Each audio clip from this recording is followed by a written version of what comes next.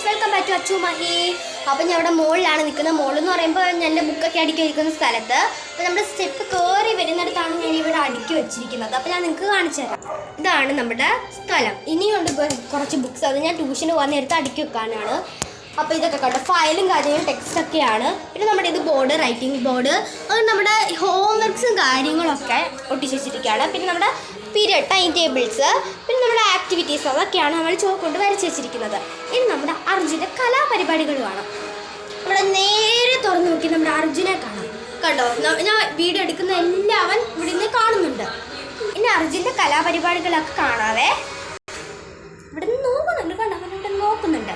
അപ്പോൾ ഒരു പ്രാങ്ക് ചെയ്യാം അവൻ. ഓക്കെ, ഫസ്റ്റ് തന്നെ നമുക്ക് അവൻ്റെ കഥ അടച്ചിട്ട് വരാം. ഈ കഥ അടച്ചിട്ട് വരാം. അങ്ങനെ ഞാൻ കഥ വടയ്ക്കാനായിട്ട് പോവുകയാണ്. ഞാൻ കഥ വടച്ചു സൈലൻസ് ആക്കി ഇരുന്നിട്ടാണ് അവനെ പ്രാങ്ക് ചെയ്യാൻ. കുറച്ച് കഴിയട്ടെ. അവൻ ജനലിൻ്റെ അടുത്ത് നിൽപ്പുണ്ട് ഗൈസ്. പിന്നെ കഥകിൻ്റെ അടുത്താണ് ഇരിക്കുന്നത്. ഇവിടെ ജനലും ഉണ്ട്.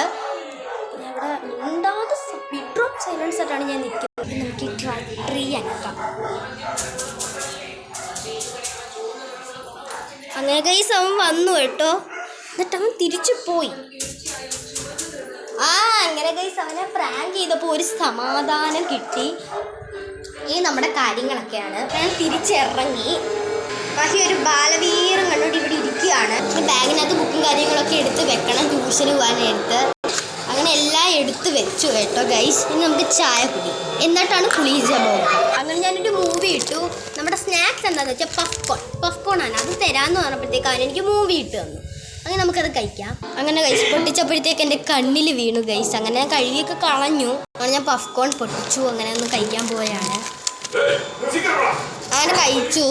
അപ്പോൾ ഇത്രയേ ഉള്ളൂ. Okay, bye bye, see U.